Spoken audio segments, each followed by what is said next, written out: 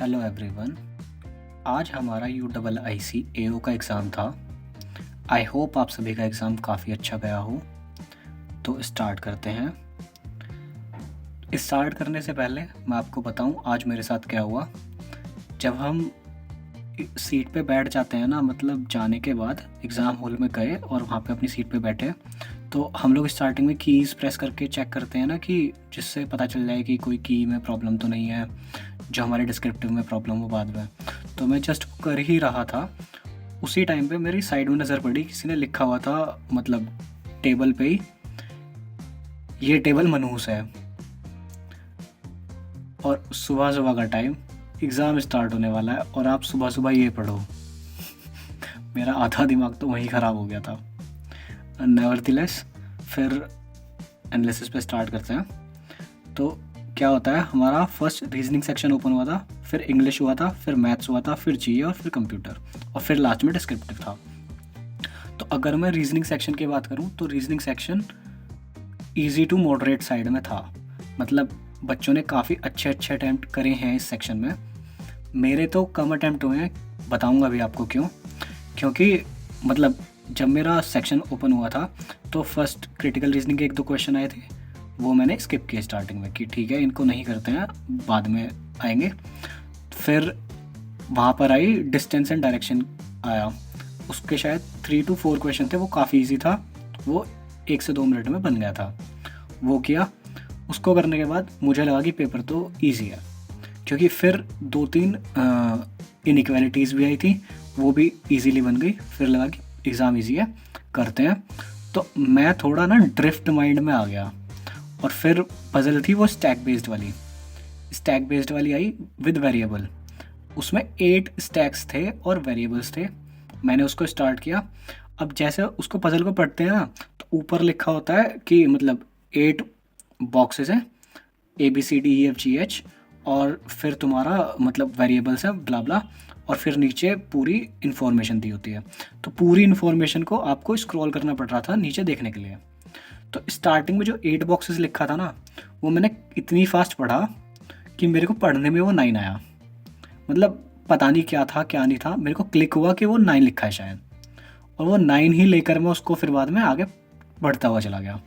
जब मैंने आगे उसको सॉल्व किया तो मेरे उसमें 5-6 पॉसिबिलिटी बन गई, क्योंकि उसमें सिर्फ कंडीशन सिर्फ 2 ही थी। मतलब 2 लिंकिंग कंडीशन थी, एक कंडीशन से सारी चीज़ें मिली हुई थी और दूसरी कंडीशन सारी चीज़ें मिली हुई थी।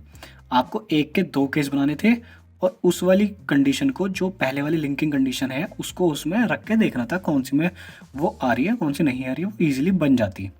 बट मेरे को पता थे 9 स्टेक्स। अब 9 स्टेक्स के अकॉर्डिंग मैंने उसको सॉल्व किया। अब मेरे बन गए उसमें 5-6 केस। अब फिर मैंने सोचा कि यार ये तो इतना मतलब केस ही बन रहे हैं, आ ही नहीं रहा। फिर मैंने वापस उसमें जाके देखा, तो स्टार्टिंग में पढ़ा तो 8 बॉक्सेस था, और फिर उसको ट्राई किया बनाने का, फिर भी नहीं बनी वो। तो उसमें मेरे 7 से 8 मिनट पूरे ख़राब हो गए। बट फिर मैंने बकल अप किया और फिर मैं आगे बढ़ना स्टार्ट किया। और फिर मतलब नेक्स्ट पजल आई थी वो वाली ईयर बेस्ड पजल जो थी विद वेरिएबल, वो 1 गो में इजीली बन गई थी। उसके बाद फिर मैं मतलब अनसर्टेन वाली पजल दिखी थी। मैं सोच रहा था कि मैं अनसर्टेन पजल बनाऊंगा, बट अनसर्टेन पजल बनाने से पहले मैंने सोचा कि अब काफ़ी कम टाइम बच रहा है, तो मैं लास्ट के पहले क्वेश्चंस देख लेता हूँ। तो फिर वहाँ पे डेटा सफिशिएंसी के क्वेश्चन थे, 2 स्टेटमेंट बेस्ड वाले। मैंने वो सारे करने स्टार्ट किए क्योंकि वो काफ़ी ईजी थे। और फिर सिलॉक्स बनाए। सिलॉक्स बनाने के बाद 2-3 मिसलिनियस थे, मिसलिनियस बनाए। और मिसलिनियस में क्या हुआ कि मतलब जो मिसलिनियस थे ना, उसमें एक में जो वो वर्ड फॉर्मेशन था, उसमें मेरा डर्ट आया था सिर्फ। अगर आपने किया हो तो प्लीज़ बताइएगा कि सिर्फ डर्ट था या कोई और भी वर्ड बन रहा था, क्योंकि मैंने सिर्फ उसमें डर्ट लिखा है। तो आपका कुछ और बना क्या? और दूसरा एक मिसलिनियस क्वेश्चन था जिसमें फॉरवर्ड फॉरवर्ड और बैकवर्ड काउंटिंग थी, उसमें मेरा 1 आंसर आया था। उसका आप बताना आपका कितना आंसर है। मतलब 1 आंसर मेरा आ तो गया था, बट वो मैं मार्क ही नहीं कर पाया। जैसे उसको 1 देख के उस पर मार्क करता, वो इतने में निकल गया।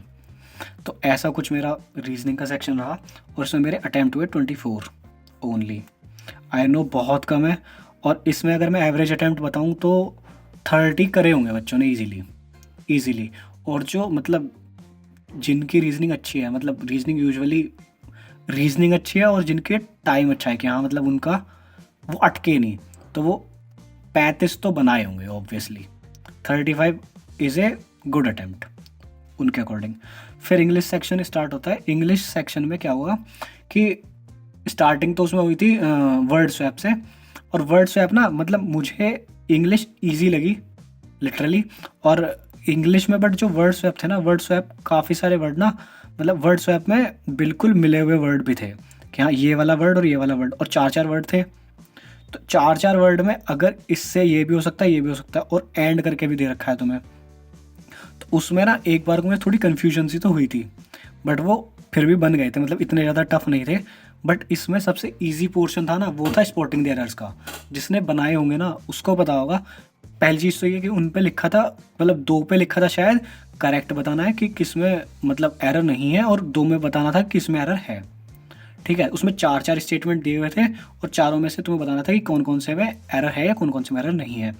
तो उसमें मैंने वो बनाए थे और मेरे इजीली बन रहे थे। मतलब एरर उस टाइप के थे कि हमें वर्ड देख के समझ में आ रहा था कि ये यहाँ पे स्टार्टिंग में नाउन आएगा, तो नाउन नहीं दिया हुआ है, या नाउन की जगह एडजेक्टिव फॉर्म दे रखी है उस वर्ड की, या टू के आके ईडी वाली फॉर्म लगाई हुई है। तो वहाँ से मतलब काफ़ी हद तक पता चल रहा था कि हाँ कौन सा सही है और कौन सा गलत है, तो वो ईजिली रिकॉग्नाइज हो रहे थे। तो उस तरह से वो हुए। और 2 हमारे वो आए थे, क्या कहते हैं, कॉम्प्रिहेंशन आए थे। फर्स्ट कॉम्प्रिहेंशन आया था नॉइज़ के ऊपर, कि जो नॉइज़ होती है, मतलब नॉइज़ मैकेनिज्म, मतलब एक नॉइज़ के ऊपर था बेसिकली कि अगर हम अपनी जो कैसे बताऊँ आपको, मतलब अगर हम नॉइज़ को देखें ना, तो नॉइज़ हमारा जो हमारे दिमाग में एक नॉइज़ होती है जो चलती रहती है, उसके ऊपर था कि जो हमारे उसमें ही था कि बायस डिसीजन वगैरह, और उसी में ही कुछ एग्जांपल्स दिए हुए थे जजेस वगैरह के कि उनके इनएक्यूरेट डिसीजन कैसे हो जाते हैं। मतलब एक जस्ट एक डेफिनेशन थी, और साइंस एंड टेक टाइप का वो था।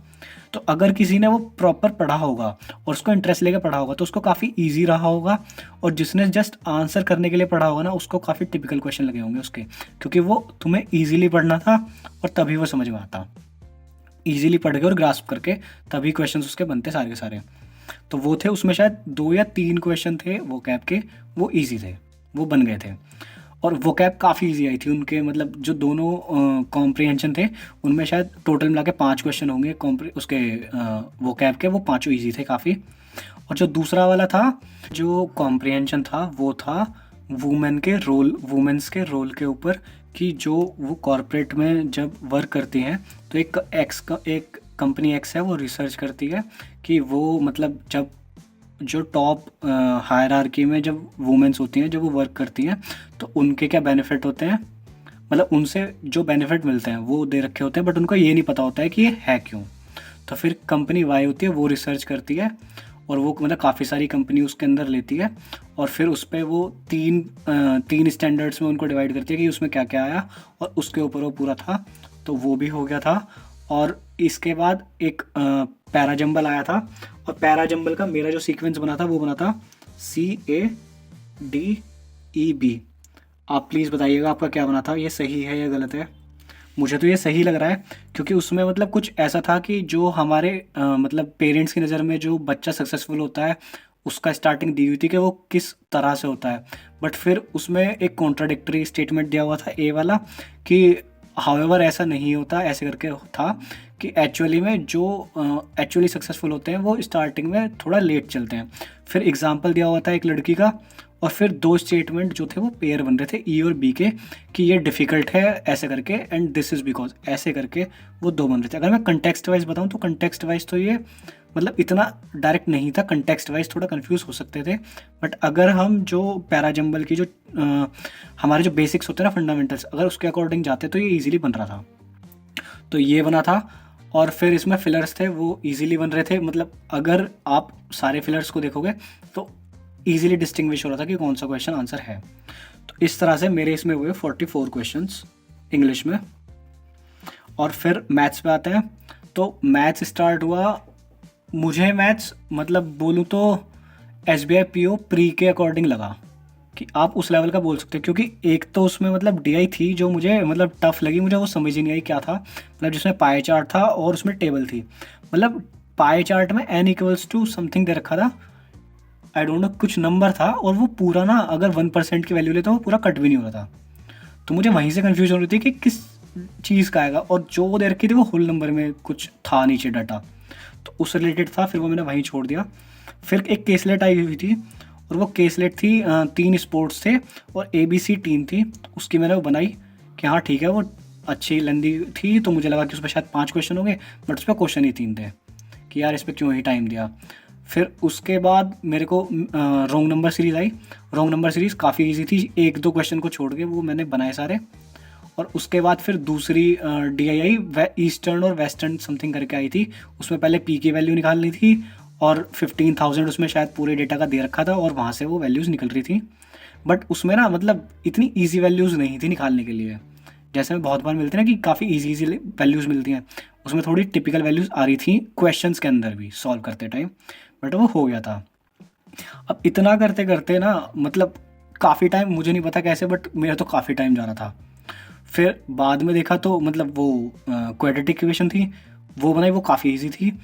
और सबसे लास्ट में ना सिंप्लीफिकेशन रखी थी, और मैं जब सिंप्लीफिकेशन तक पहुंचा तो मेरे सिर्फ 45 सेकंड्स बच रहे थे लास्ट में, मैं सिर्फ एक सिंप्लीफिकेशन कर पाया, मेरे 4 सिंप्लीफिकेशन रह गए। और मुझे उन्हें देख के इतना फील आया उसी टाइम पे कि भाई पेपर तो तेरा गया, अब तो नहीं होता, क्योंकि यार इतनी कम सीट पे काफ़ी टिपिकल हो जाता है इतना करना। तो इसमें मेरे सिर्फ 20 अटैम्प्ट हुए थे।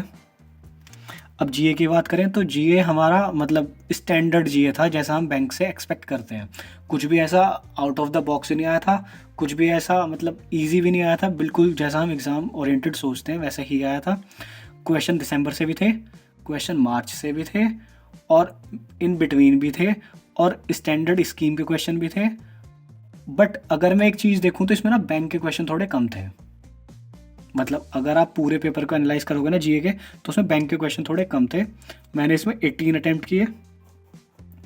और कंप्यूटर मेरे अकॉर्डिंग तो ईजी आया था, मतलब ऐसा कुछ नहीं था कि अगर किसी ने नॉर्मली ठीक से पढ़ा होगा तो उसका कंप्यूटर अच्छा गया होगा। मेरे को 2 क्वेश्चन के नहीं पता था। एक तो उसमें था कि which one of the following is not antivirus something करके क्वेश्चन था, उसका मेरे को आंसर नहीं पता था, तो वो मैंने छोड़ दिया। और दूसरा space between 2 paragraph in MS word, वो वाला क्वेश्चन मेरा रहा। मुझे इन दोनों का कोई आइडिया नहीं था। बाकी मैंने 18 क्वेश्चन करे हैं इसमें। और फिर हमारा डिस्क्रिप्टिव ओपन हुआ था। आप लोग भी बताइएगा डिस्क्रिप्टिव राइटिंग में ना, मतलब अगर आपने IPS PO मेंस दिया हो तो उसमें ना मतलब हम लोगों को बिल्कुल भी टाइम नहीं बचा था, मतलब करते करते टाइम ख़त्म हो गया था। बट इसमें क्या हुआ, इसमें मेरे पास 2 से 3 मिनट बच गए थे, और जबकि उस टाइम पे मैंने प्रैक्टिस करी थी।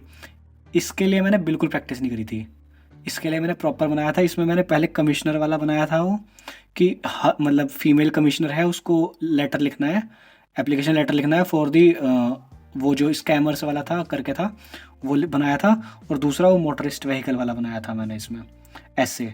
तो ये 2 मैंने इसमें किए थे। तो ओवरऑल मेरे ये रहे। तो अटैम्प्ट बताऊँ तो मैं 36, 56, 100, 124, मेरे टोटल 124 अटैम्प्ट हुए हैं। आप लोग भी बताइएगा आपके कितने अटैम्प्ट हुए। Thank you.